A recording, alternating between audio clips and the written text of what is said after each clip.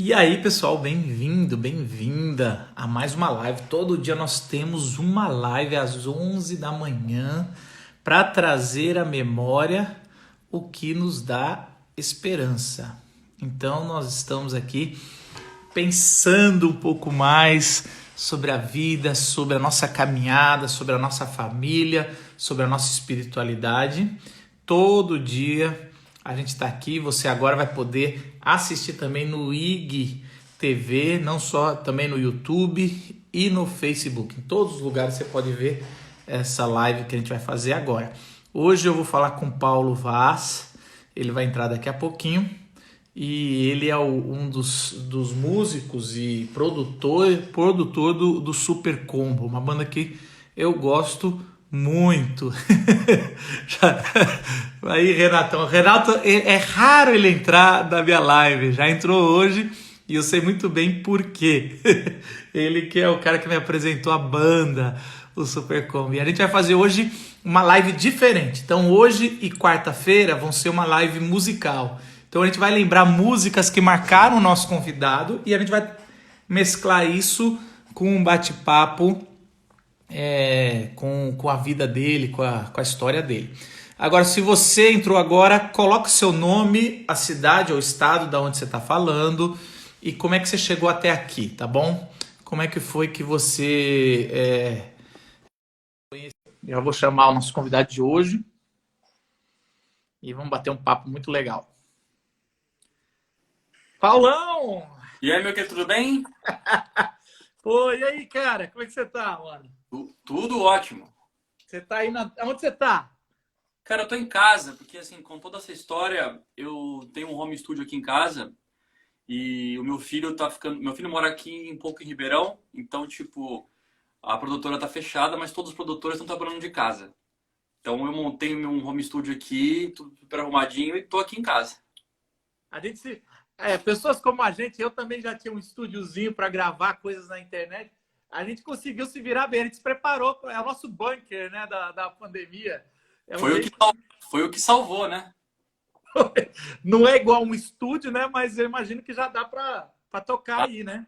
Resolve muito, com certeza. Assim, eu tenho uma acústica feita aqui, assim, e como eu tenho os instrumentos, ó, ukulele, violão, guitarra, teclado, piano, equipamento assim, você consegue fazer. Claro que no meu estúdio lá eu tenho 20 teclados, um monte de coisa, mas você consegue produzir e resolver as coisas. Tá, cara. Obrigado por ter aceitado esse convite, esse bate-papo. Vamos conversar aqui sobre música, sobre a tua vida. Qualquer coisa que eu perguntar que você não quiser responder, fala, passa essa.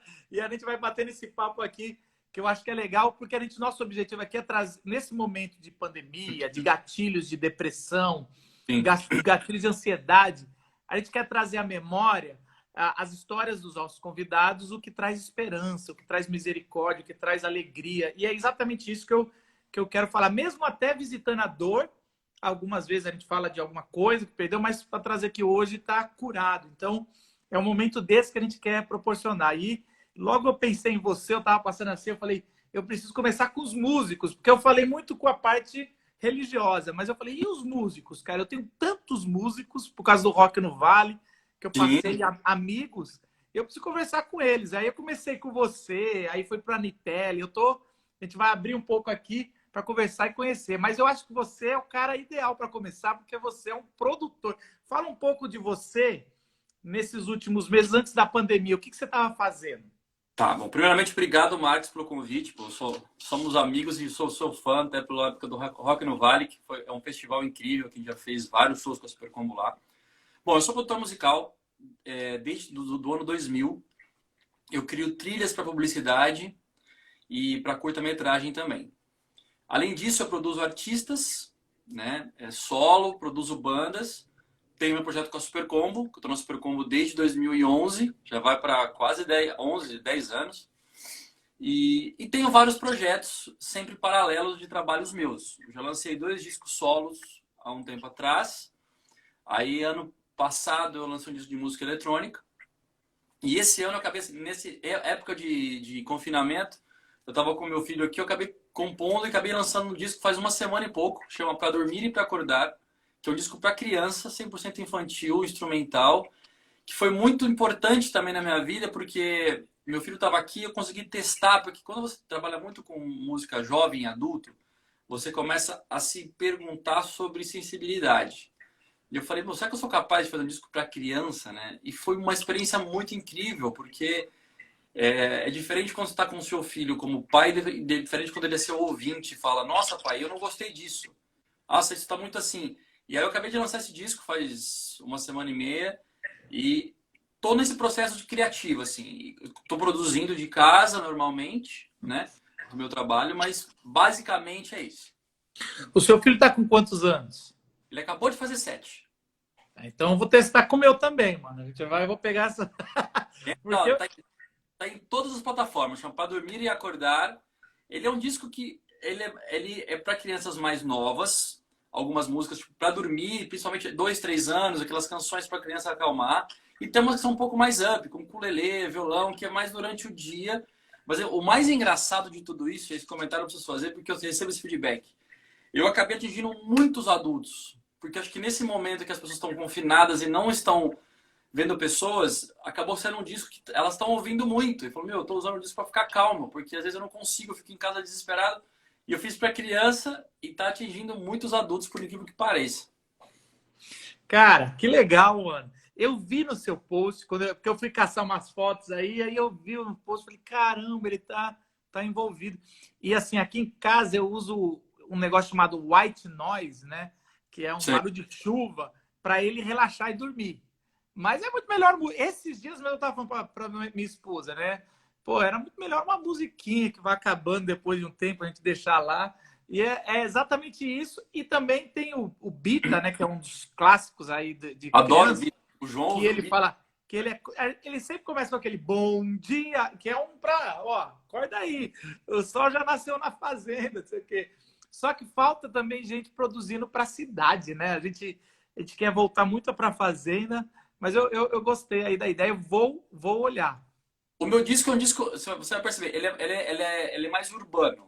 Eu tenho certeza. Eu falei isso porque eu tenho certeza do seu estilo, eu conheço o seu estilo, então. Então, o que eu acho que acabou rolando foi porque, tipo, são melodias infantis, mas a parte harmônica, como eu tô numa banda como a Super Combo há muito tempo, que tem uma coisa um pouco mais sofisticada de harmonia e tal, eu acho que como eu fui criando as harmonias para um caminho um pouco não óbvios, as músicas, mesmo sendo para criança, elas têm um outro direcionamento. Então, por exemplo, a ordem do disco é mais ou menos isso. Da música 1 à música 4 são músicas mais calmas. Aí da 5 até a 7 dá um up. Aí da 9 a 10 ela calma de novo, entendeu? Foi mais ou menos esse caminho que eu fiz e foi bem legal. Ah, que ótimo, legal. Agora eu quero voltar aí para a década de 80. Tá. Você era criança. Você lembra como. Qual foi a coisa que mais.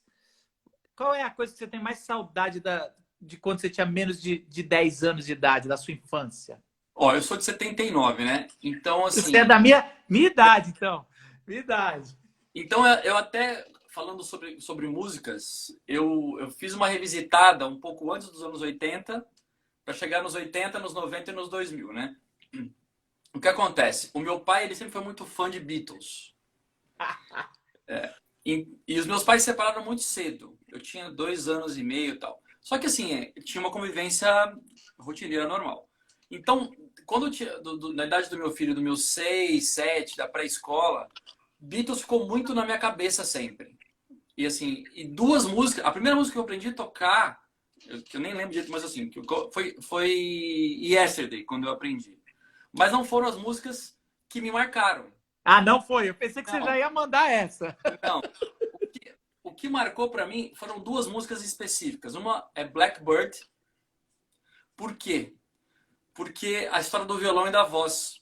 Eu acho que eu era pequeno e eu sempre gostei do John Lennon e do Paul McCartney cantando, mas o Paul McCartney tem uma coisa muito mais, sei lá, eu tenho uma ligação. Ele tem uma coisa que eu gosto mais do que o John Lennon, que eu acho os dois são incríveis pra mim. Mas Blackbird, e eu nunca, assim, eu era pequeno, eu não entendi o que a letra dizia. E a outra é o The Long and Winding Road. E eu ouvi aquilo, The Long e aquilo me fascinou na minha infância. Tipo, eu lembro da pré-escola, ou então eu chegava assim, eu sempre que eu encontrava meu pai, e ele tocava o rádio e tal, ou na casa dele, os discos, era essas músicas, eu pedia para ele, eu não sabia falar, pai, aquela que é a música do violão do moço que canta sozinho, que é o Blackbird. E foi muito louco, porque quando eu comecei a ter consciência e a aprender inglês, eu fui ler as letras dessas músicas. Então, na verdade, foi muito doido, porque o que me marcou muito nos anos 80 foram Beatles. Porque, principalmente no Brasil, estava rolando muita onda de música eletrônica já, da Depeche Mode, essas coisas todas que tinham nos anos 80. Mas eu tinha muito essa referência, porque eu comecei a tocar com 11 anos. Então, no finalzinho E qual do... foi seu primeiro instrumento? Eu comecei com teclado. Tipo, eu tinha um tecladinho pequenininho da Casio. Assim, eu sou endorsement da Casio hoje, faz 4 anos, mas o primeiro teclado que eu tive foi um Casio.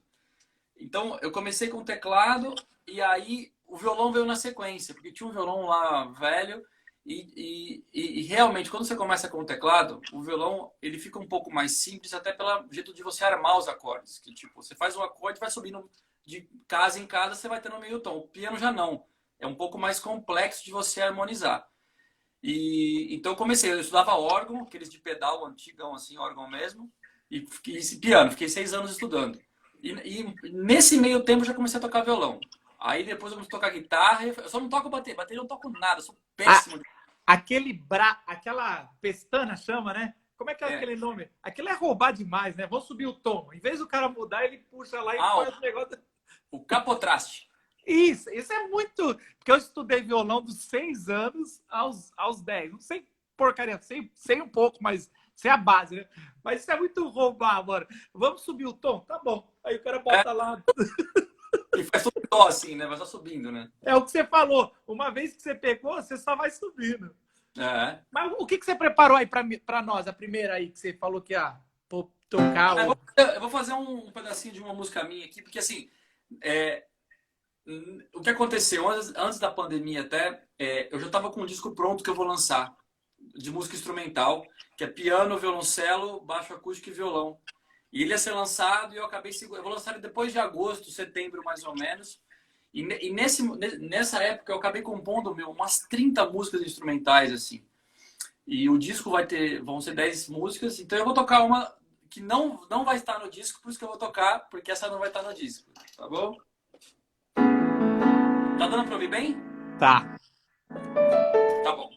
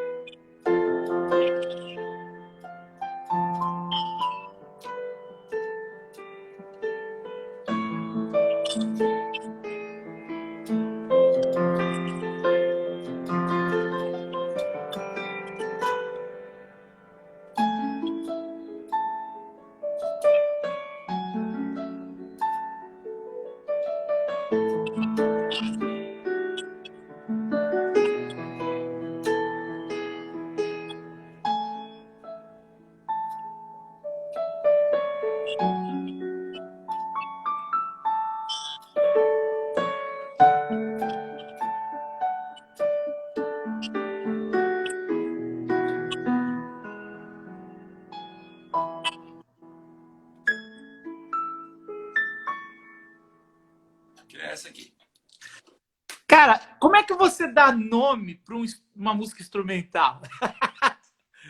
Meu, você fez a melhor pergunta que você poderia ter feito. Isso é uma coisa que me perguntam muito. Eu vou te explicar como. Eu costumo construir as músicas instrumentais bem diferente quando eu faço música com letra, né? Que você pega um instrumento e vai escrevendo, ou então escreve uma poesia e vai musicando. Normalmente, eu começo assim, eu vou tocando improvisações em cima de um campo harmônico e aí dali eu vou desenvolvendo as harmonias para ter as melodias. Então, normalmente, quando eu acabo de compor a música, eu tento entender a que ela me remete. Então, o primeiro ponto é se eu fico feliz, se eu fico nostálgico ou se me traz uma coisa mais triste. Quando eu identifico isso, eu levo isso para um lado da minha vida ou de algo que eu estou vivendo que tem essa referência. Daí eu começo a pensar no nome. É muito doido, assim. Por exemplo, o meu disco que vai sair, ele chama Rebuild, de reconstruir. Então, o que acontece? No meio da composição, eu enxerguei o disco como uma casa, num paralelo com o ser humano. Então, cada nome da música é o nome de uma coisa da casa. Então, door, floor, window. Porque cada música é como se você fosse entrando em você e fosse reconstruindo algo que não está como deveria. Então, nesse caso, a primeira coisa que veio o Rebuild. Falei, nossa, o nome do disco era Reconstrução. E aí eu Muito bom. entendi essa analogia com a casa, como um ser humano é uma casa. Então foi mais por Essa aí. aí tem qual nome? Deixa eu entender o que você se bateu Não, aqui. essa Tá? aqui, ela não tá no disco. Não, eu Mas, sei. Mas mas essa aqui, ela se chama Garden, que é o jardim da casa. tá. Porque, na verdade, essa música ia abrir o disco, mas aqui vai abrir chama Door. Eu tirei essa música aqui porque quando eu Por coincidência vai chamar Dor, né? porque quando eu construí tudo e quando eu montei o disco, elas faziam muito mais sentido como elas estão hoje no disco. Tipo, essa aqui eu gosto muito dela, mas você vai evoluindo na composição e ela estava descolada, porque na verdade o caminho do disco vai te levando por essa construção psicológica até o final, entendeu? Entendi. A gente fez uma coisa errada. Você citou duas músicas que mexeu com você na sua infância, do Beatles ou do Paul, e você não tocou um pedaço. Toca um pedaço pra gente, só pra gente Mano, não lembro saber. de tocar, pelo amor de Ah, Deus. não, manda alguma coisa. Porque assim, senão você fala, a gente não sabe de que. Eu, por exemplo, não sou um grande conhecedor. Então eu preciso pelo menos alguma coisa. Não, eu Ué, posso. todo mundo sabe que é improviso, mano. Vai aí. Não. Eu posso colocar para você ouvir aqui, meu. Ó. Não, Não, eu quero que você. Não, você não vai tocar, beleza. Não. Eu queria ver não, mas eu não lembro mesmo, cara. É assim, tá tranquilo, tranquilo. Não, não.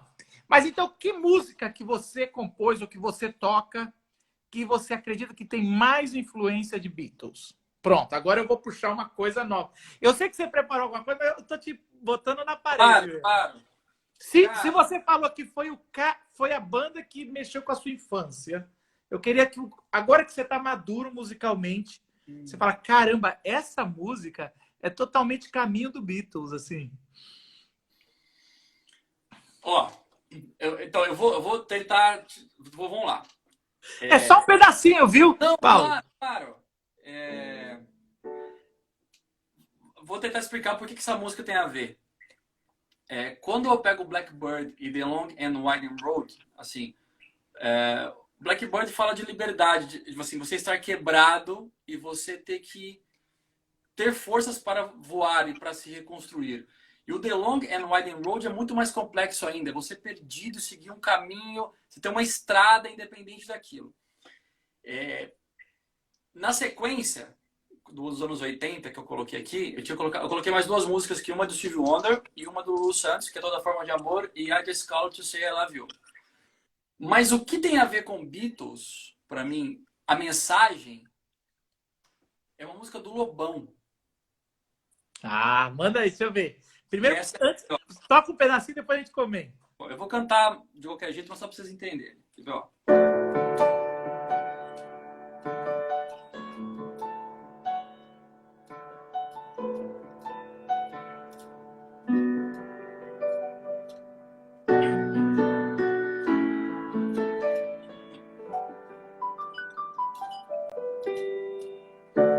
Chove lá fora e aqui faz tanto frio. Me dá vontade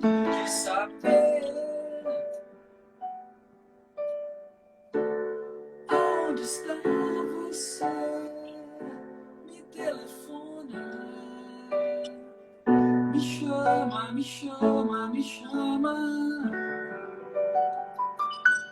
Porque essa música, olha que loucura isso.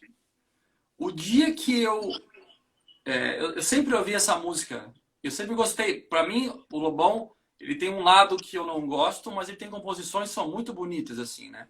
E essa música, a Marina Lima gravou. Mas quando eu ouvi a história dessa música, foi impressionante, porque, tipo, ele estava com uma pessoa que era importante, a mãe dessa pessoa faleceu, ou o pai, não lembro. E aí, ele estava num quarto, estava chovendo muito e ele estava sozinho na pior fase da vida dele. E essa letra, ela é muito simples, mas a coisa do cinza, eu acho que dá. Você volta para o seu interior e fala: Meu, o que que eu faço agora nesse lugar, nesse quadrado com tudo chovendo? E eu acho que tem muito a ver com. Eu acho que por isso que me remete muito a essas músicas dos Beatles. Porque, principalmente o Paul McCartney, ele consegue ter uma inteligência de revisitar alguns assuntos interiores de uma maneira figurada que é importante. Então, Me Chama é uma música que, quando eu ouvi a primeira vez, nem foi com o Lobão, foi com a Marina. Um arranjo super sofisticado, porque a Marina, pelo menos nos anos 80, ela era muito sofisticada. Eu ouvi com ela também. Então, e uma história muito louca, eu nem sabia, porque o Lobão sempre foi baterista, né? E ele era baterista, e aí a Marina ligou pra ele, ela foi na casa dele, ele falou: eu fiz uma música, eu vou jogar fora. Aí ele tocou e falou: pelo amor de Deus, eu vou gravar essa música. E quem gravou a bateria dessa música no disco dela foi ele. E ele não gosta do arranjo dela. Aí ele falou: agora eu vou gravar do meu jeito no meu disco. Então, assim, eu acho que Me Chama uma música muito... Ela é muito emblemática, eu acho. Assim como quando eu botei o Stevie Wonder aqui nos anos 80, porque eu acho que, tipo, eu sou muito fã de Stevie Wonder, assim, muito, muito. Assim como eu sou, pra mim, fã do rei do pop no Brasil, que é o Lulu Santos. Eu acho que ele, como compositor de música pop, é impressionante, assim. Ele tem um feeling, é um incrível guitarrista. Então, eu acho que nessa sequência de tudo que a gente está falando, eu acho que Beatles foi uma banda que me abriu, principalmente, porque o que eu percebia da minha geração, eu sou de Ribeirão Preto. E, claro, assim, sem preconceitos musicais, porque eu não tenho. Lá é uma cidade interior que se ouve muita música sertaneja. Mas como meu pai me apresentou essa coisa de guitarras logo muito cedo, a minha referência foi muito guitarra e piano desde pequeno. Então acho que essas duas músicas, tanto que o próprio Stevie Wonder, que é um pianista, o Lulu Santos, que é guitarrista, o Lobo, assim, eu fui para pessoas que são muito para essa linha assim mais pop da música, entendeu?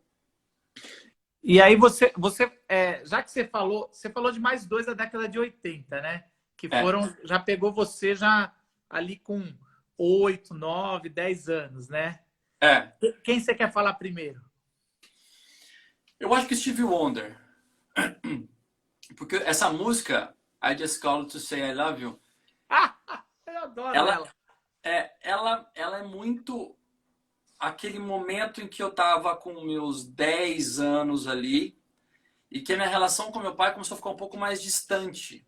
Porque meu pai morava em São Paulo, ele é de São Paulo, mora em Ribeirão, depois foi uma transição. Então, sempre que eu ouvia essa música, eu tentava entender o porquê da desconstrução familiar. Eu não entendia.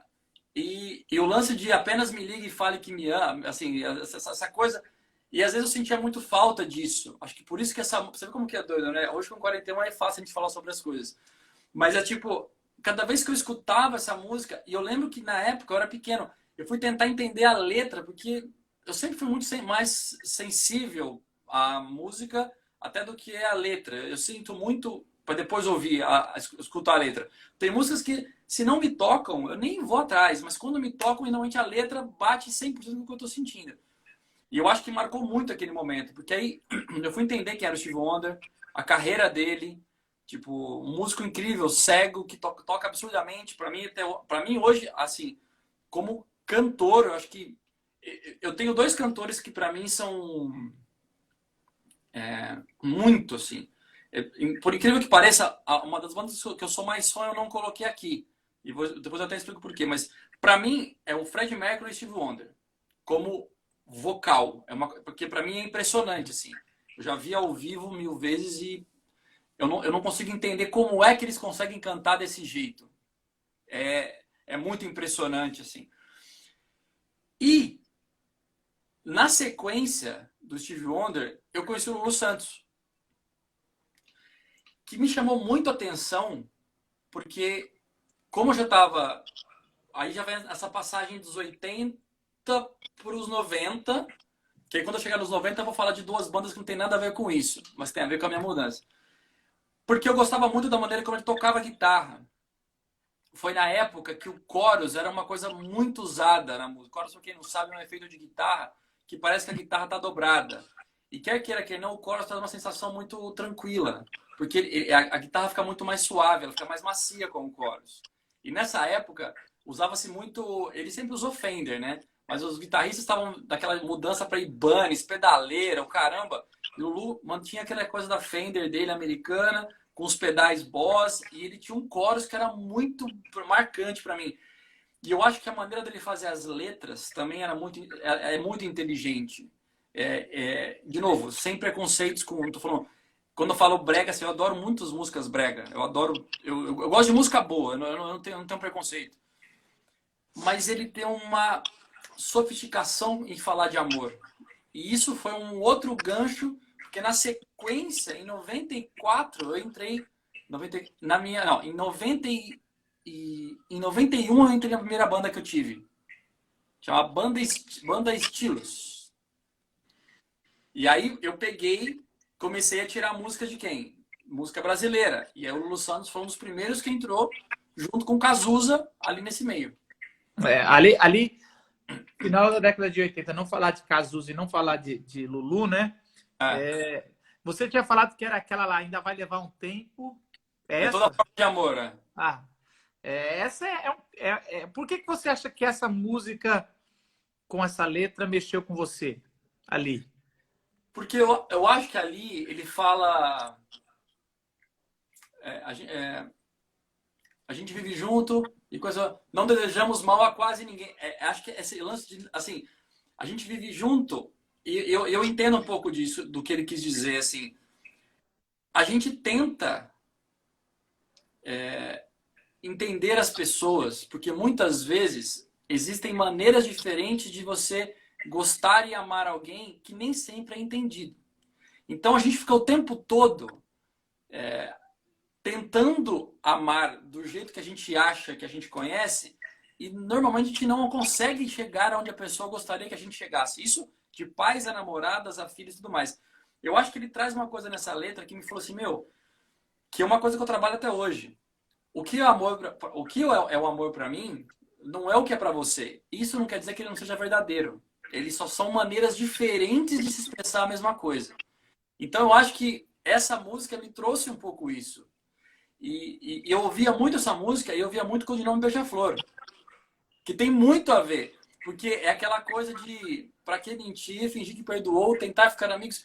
Que num primeiro momento você olha e pensa só num relacionamento entre duas pessoas.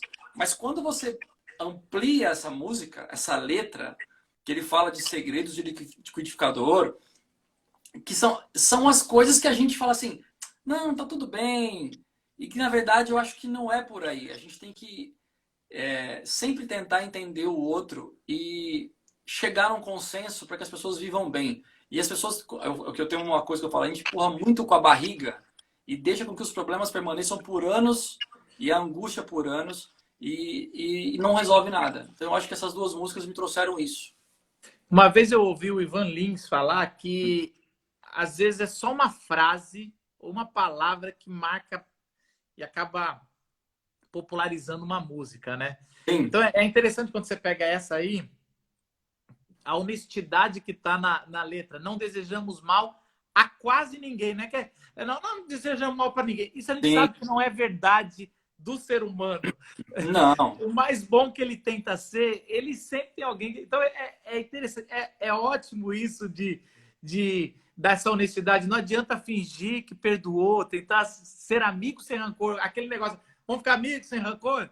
Não, cara, não é real, não cai no chão da vida, não faz. Então, quando o compositor tem essa sensibilidade de jogar um um si, um quase, né? Sim. Eu acho que isso bate mais forte na gente, né? Porque a gente se identifica, agora o cara abriu o coração, mano. Não, e você vê como exemplo, se eu não me engano, essa versão é desse ano também. Eu sou muito fã do Charlie Chaplin, né? E quando o Djavan pegou o Smile do Charlie Chaplin e fez sorrir, que a letra dessa música também fala muito disso. Tipo assim, a gente finge que tá bem carregando cruzes enormes, mas para que o outro não veja a nossa real feição naquele momento. E eu acho que assim, por isso que eu digo, eu acho que quando eu falo, eu acho importante, claro, tem músicos incríveis em todas as gerações, mas eu acho que essa leva que veio de 60 até 80, eles vieram com, acho que até pela ditadura militar no Brasil nos anos 60, eles vieram diferente, o Caetano, o Gil, você percebe que assim, a profundidade muito, pô, eu fico falando, você tá falando com meu filho, eu tava aqui em casa. Se você coloca Caetano Veloso para ouvir hoje, ou Gilberto Gil, você fala, nossa, essa música deve ter sido feita agora. Elas são atemporais. E isso eu acho muito legal, assim como o próprio Lulu Santos.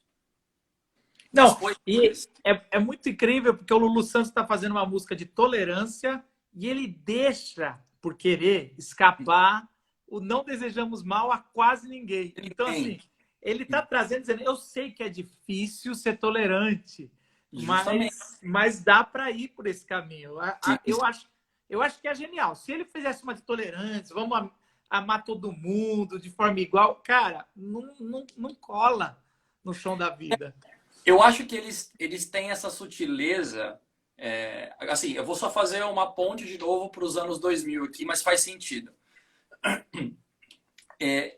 Como eu vivi e estou vivendo uma geração do pós-rock de uma idade mais nova, que foi quando as bandas nossas estavam ali naquele momento, por exemplo, em 2015, que foi a Super Combo, o Scalene, o Far From Alaska, o Medula, que foi quando veio essa leva nova, que foi bandas que vieram depois de Fresno, NX0, eu sou super amigo de todos eles. O que eu sinto de diferença é que essas bandas novas, que quando vieram, elas vieram com uma rebeldia positiva de querer expressar de uma maneira que não estava sendo expressado alguns tipos de sentimento. Então, quando você vê as letras do Gustavo, ou as letras do Léo, ou dos Gêmeos do Medula, você fala, caramba, meu, que coisa profunda, assim. É muito profundo a maneira como eles escrevem, assim. Eu fico...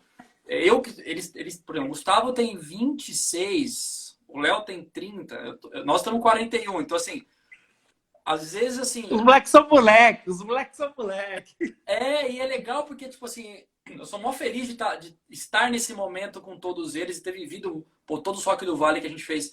Mas às vezes eu tô no palco tocando e como, assim, eu sou músico muito disciplinado, então eu estudo muito, então assim, eu chego com tudo certo, tal. Então às vezes eu tô tocando a música, no meio da música, eu começo a ouvir, a prestar atenção na letra.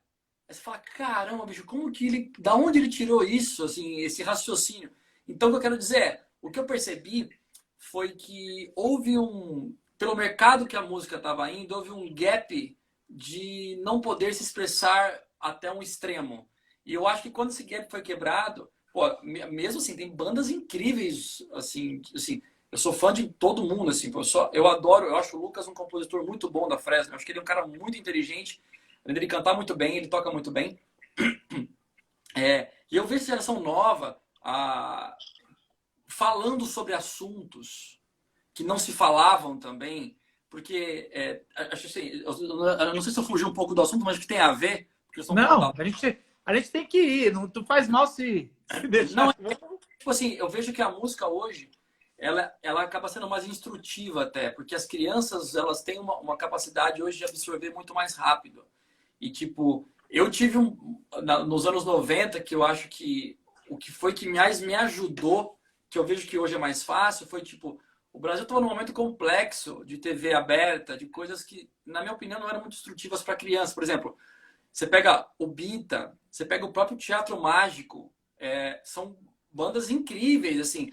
Eu sei que até tem uma banda que... Tem eu tenho uns amigos que são evangélicos e eles estão uns DVDs dos vegetais. Vegetables. Vegetables. Eu conheci o Vegetables em 98, quando eu morei na Califórnia. Era as fitas, né? Não era nem DVDs, era fitas do que eu passei, que eu trabalhei de babá. E aí, Sim. Vegetables era incrível, cara. Sim, então o João... Era o pepino e o tomate, são dois amigos. E o João ganhou dos amigos dele, assim. E o que eu acho legal é que, tipo, tô pensando no Brasil, hoje você tem muito mais informação de qualidade. Que você, pô, eu acho o beat incrível, cara. Assim, pra mim foi uma criação Pra mim, ó, pra mim é o top do top, cara. top Eu do tava, top. nossa, Porque ontem eu vi na live dele, eu falei, caramba, que letra. Não é, já que você está nesse tema infantil, acho que vale a pena porque você acabou de produzir um material sobre isso.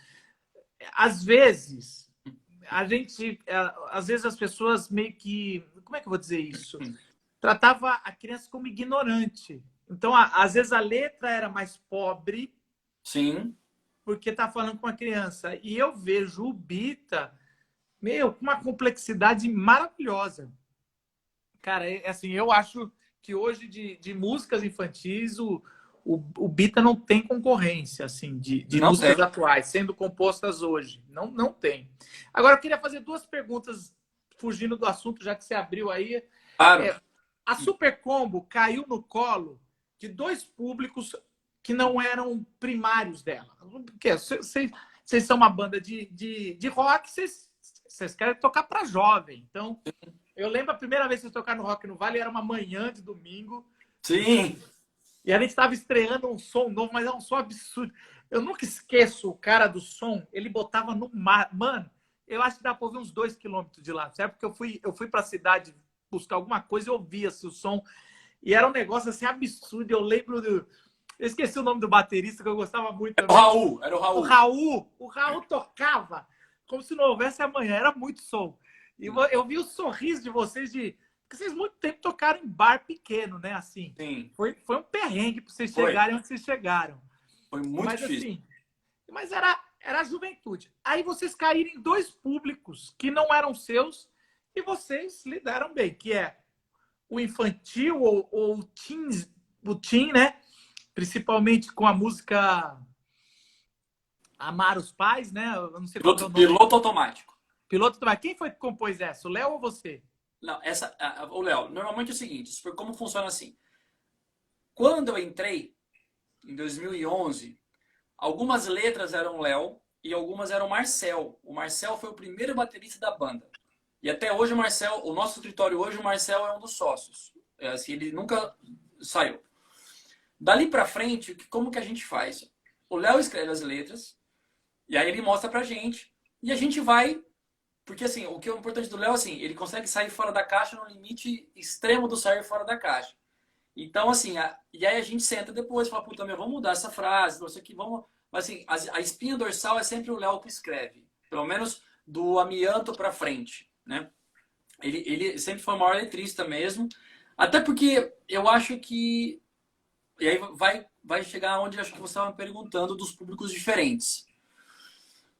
O que eu acho é que o Léo, ele observa muito quem está em torno dele.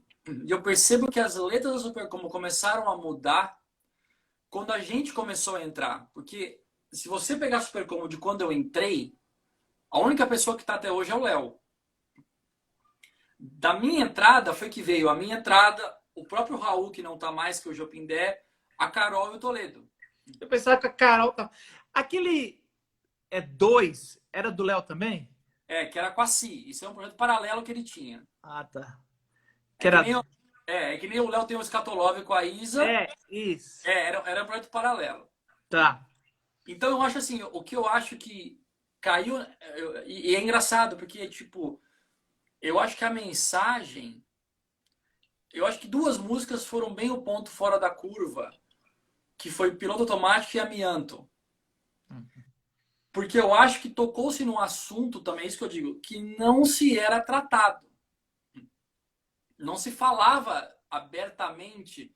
E por inquieto. Tanto que eu estava vendo assim, o pessoal me avisou hoje, olha que piloto automático, cara. vai virar 40 milhões de views só no YouTube, cara. É muito louco isso, porque, É tipo, muito louco. ela ficou. Assim, eu acho que modestamente a criação é toda do Léo, nesse sentido de letra do Piloto Automático. É uma música temporal. Ela fala de uma coisa que não tem época. A letra é atemporal. Então, assim, eu acho muito legal. Eu acho que piloto automático é uma versão nova, versão, lógico que não é, né? Mas de pais e filhos do Legião Urbana, mano. Você vê que o Não, Legião, faz o Legião sentido. Urbana tocou nesse. Pelo menos os dois tocaram no mesmo assunto ali. É, Ó, cara, você fala que seu pai não te entende, aí depois você fala, cara, essa briga entre gerações, que é um pouco que você estava falando, que a sim, gente na adolescência começa a se descobrir e tem uma revolta com os pais, mas sim. depois a gente descobre que não, eles foram que mais nos amaram, cara. Não adianta essa revolta, não E é você vê, isso? e você vê que legal, né, Marco? Assim, voltando ao que eu falei dessa geração nova de compositores.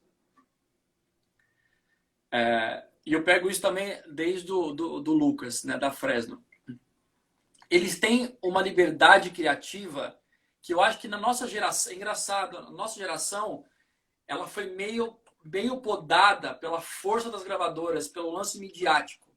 Eu acho que essa geração nova, ela veio com desapego de querer agradar e falar assim, não, meu, eu vou falar o que eu acho que eu tenho que falar. Então, quando você pega as letras deles, assim, o Gustavo também, meu, tem umas letras dos caras e você fala, caramba, o cara tá falando da mãe, ele fala umas coisas que as pessoas tinham vergonha de. É muito louco isso, porque. Não vou falar. Meu, os caras falaram e pegou assim, o que você falou, esse público teen ainda o Scalene é um pouco mais pesado que a Super Combo, mas assim, de 12, 11, 10, mas assim, arrebatou essas pessoas, elas pegaram assim, meu, porque eu nunca esqueço uma coisa que foi muito pra gente importante, porque assim, a gente converge com todos os públicos. Quando a gente tocou naquela igreja Teto de Vidro, não, Casa de Vidro, como chama? Eu não lembro. E Babi, Ibabe. Que a gente chegou, a gente falou, meu, a gente vai ser vaiado, vão jogar tomate na gente. E, cara, quando eu entrei no palco, a igreja lotada, as pessoas cantando as músicas todas, eu falei, meu, o que tá acontecendo? Porque acho que justamente a mensagem era única, entendeu? A mensagem, ela era ampla. Era tipo assim, meu, vamos falar coisas boas. Eu até me falando do Rogério, quando você questionou do Rogério, que eu acho que fez também todo sentido, porque na verdade é uma maneira figurada de se falar sobre uma realidade do bem e do mal. Assim. e aí é o segundo público que eu queria falar, né? Você caiu nos teens, quando eu vi, vocês estavam fazendo um show numa escola Sim, com crianças de 10, 11 anos. Achei o máximo. Vocês fazendo um show foi super como numa escola de 10, 11, 12 sim, anos, sei lá. Foi muito louco. E depois eu vi vocês tocando uma igreja evangélica.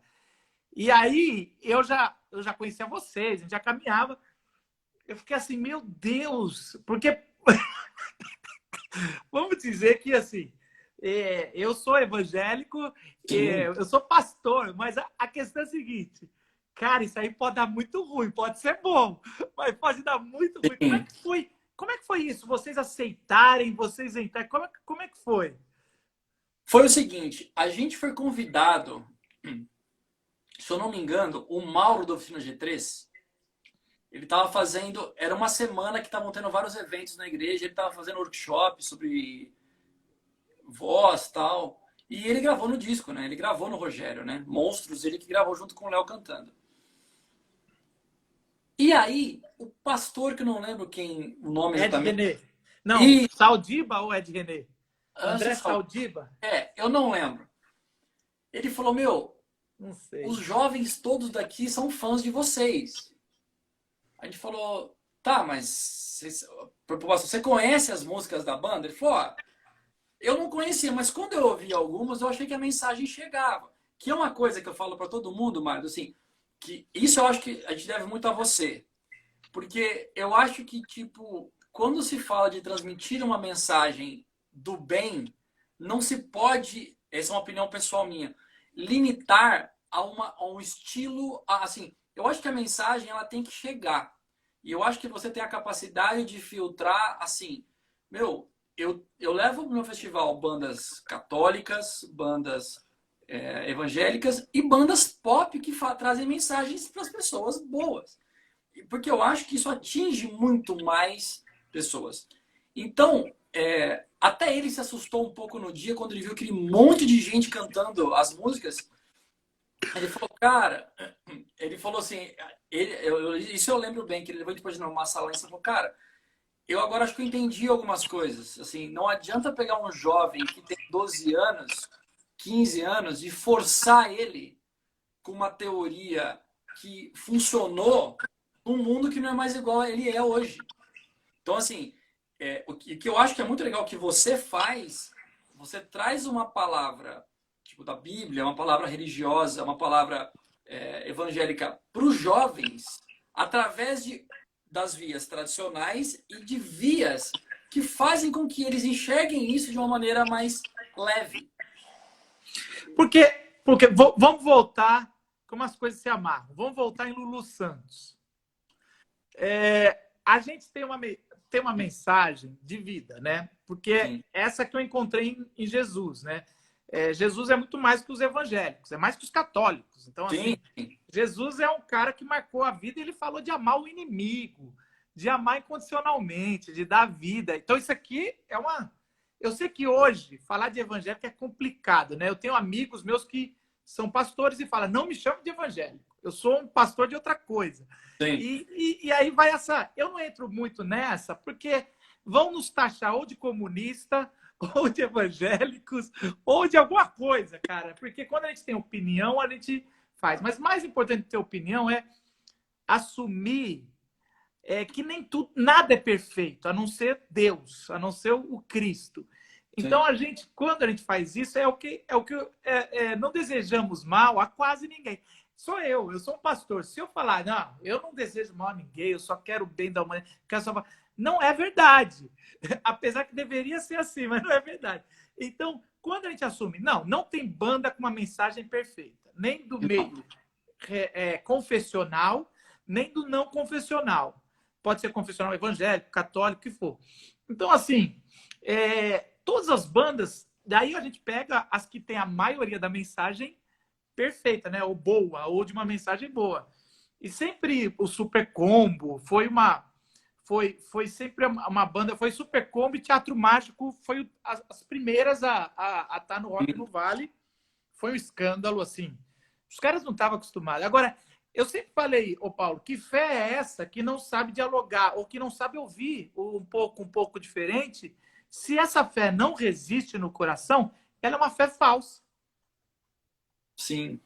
Eu acho que você tocou num ponto importante sobre fé, né?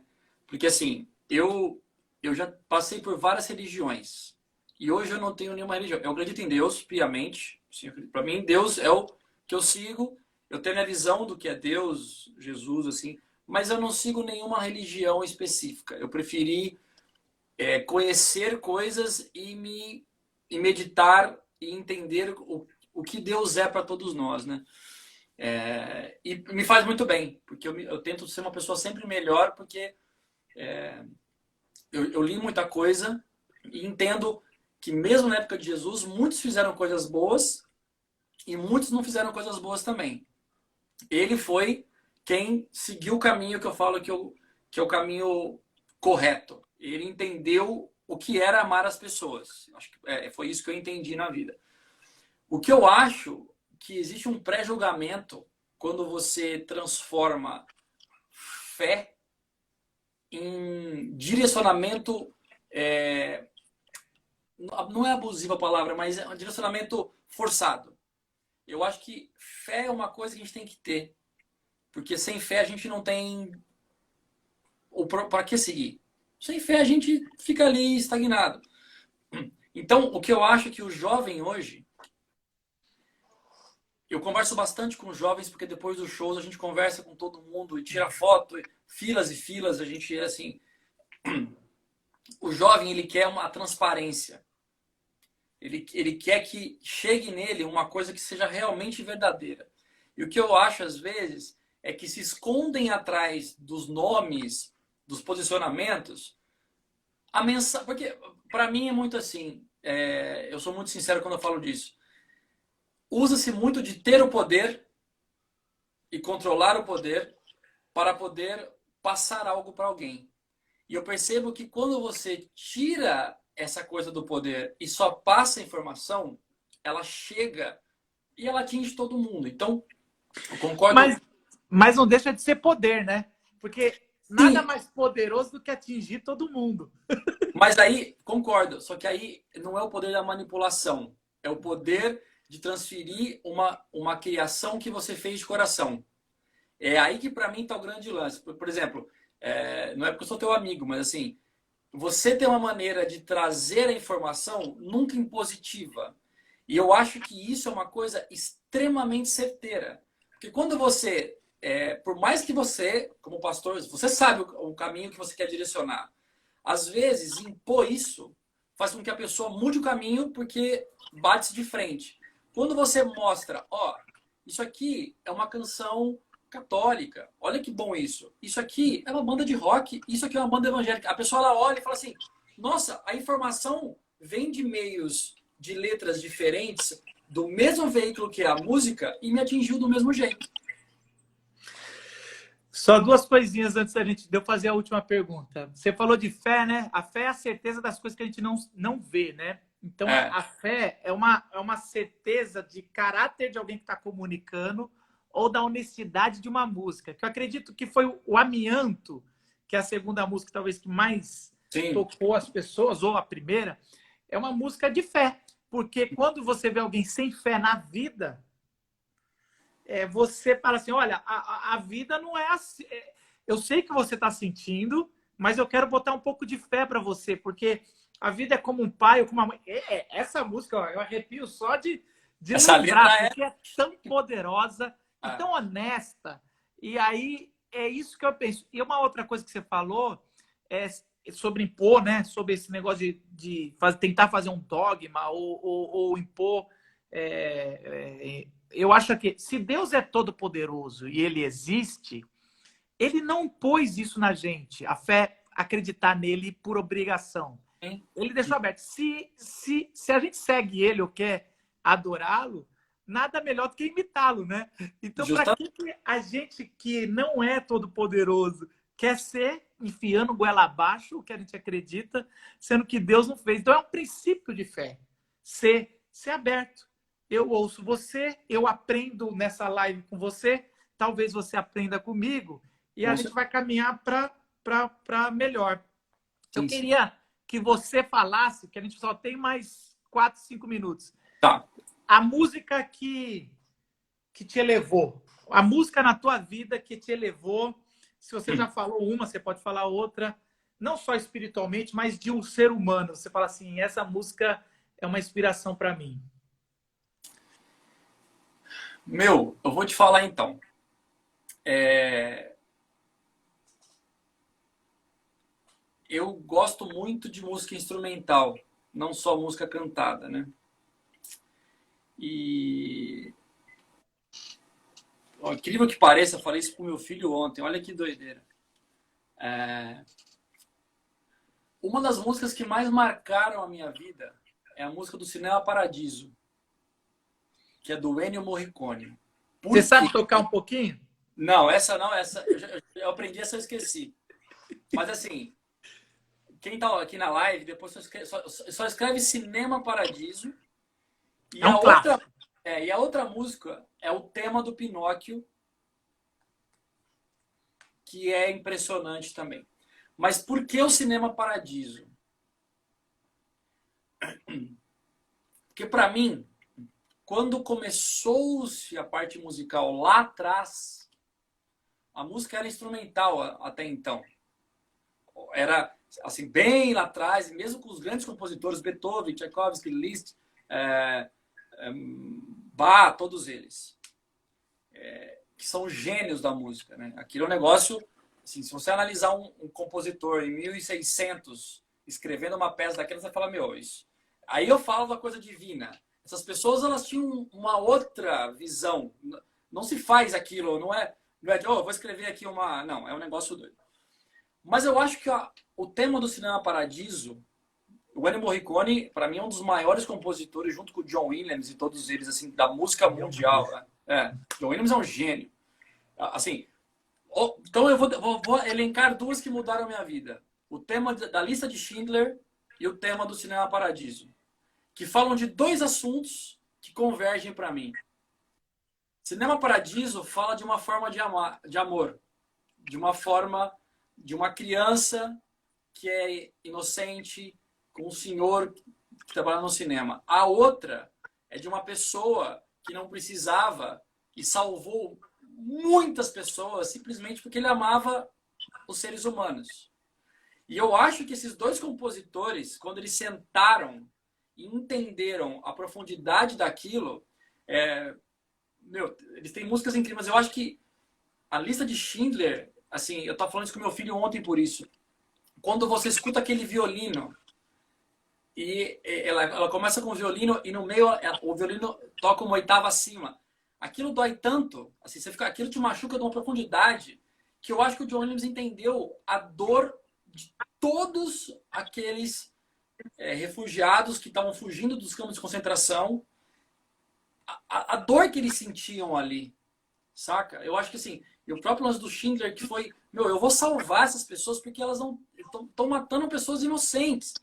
Então, eu acho que aí está o ponto. E o Cinema Paradiso, cada vez que eu olho para o céu, eu lembro dessa música. Porque, assim, o Ennio Morricone, ele trouxe uma coisa que, sim, é inexplicável. E, para mim, eu amo músicas letradas. Eu acho que a letra é importantíssima. Mas eu acho que a melodia faz também muito o que a música é. Porque, com certeza. Assim, se você ouvir uma música em japonês, que você não vai entender a letra, se a melodia entrar, acabou. Então, trilha sonora de filme é isso, né, cara? Quando você falou de John Williams, cara, às vezes eu boto só John Williams para tocar no Spotify e aí meu filho fala, por que você tá chorando? Eu falo, porque isso aqui você não toca, você não faz, sei lá, Star Wars, Tubarão, sem entrar na cena. Superman. Indiana Jones, Superman, eu tava em Tóquio, cara. E uma orquestra de rua tocou. E eu fiquei em pé, que nem uma criança, fazendo assim, aquilo entrou em mim tão forte. Sim. É muito forte, cara. Rapidinho, eu consegui ter a chance, eu estava em Los Angeles, eu vi o John Williams ao vivo. Orquestra. Ele tocava uma música atrás da outra de todos os filmes com um telão de cada filme. Eu chorava a cada 2 minutos. Cara, que impressionante. Manão, cara, vou ficar devendo mais, cara, porque tem aí década de 90 que eu quero ouvir, 2000, tem muita coisa, mano, e 1 hora é muito pouco. Sim. Mas já tá acusando que tem 1 minuto e meio aqui. Eu quero agradecer. Isso agora vai ficar no IG TV, no meu aqui, então a gente já vou postar aqui para quem não viu. Tá no YouTube e também no Face. Quero agradecer, desejo a bênção e boa sorte aí nesse tempo aí, principalmente nos trabalhos individuais e no Super Combo também. Vocês sabem, todos do Super Combo são queridíssimos. O Léo, assim, é um querido e que vocês possam aí seguir o seu caminho de levar amor, levar alegria, levar essa sinceridade da revelação, de fé, né, que eu falei. As pessoas que ouviam o amianto e não cometeram. Então, que Deus abençoe você, viu, mano? Bom, brigadão pelo convite. Sou teu fã, pô. Acho que você é um cara super especial. Foi muito legal poder falar. Assim, a gente falaria por mais horas aqui se a gente pudesse. E, conte comigo sempre em todas as esferas musicais, pessoais. Parabéns pelo seu trabalho e eu acho que você consegue chegar nos jovens da maneira que os jovens conseguem entender. Essa mensagem você passou para a Supercombo inteira e a gente te admira muito por isso, tá bom? Valeu, Manão. Grande abraço e uma boa semana para você. Falou, gente. Obrigado. Tchau, tchau.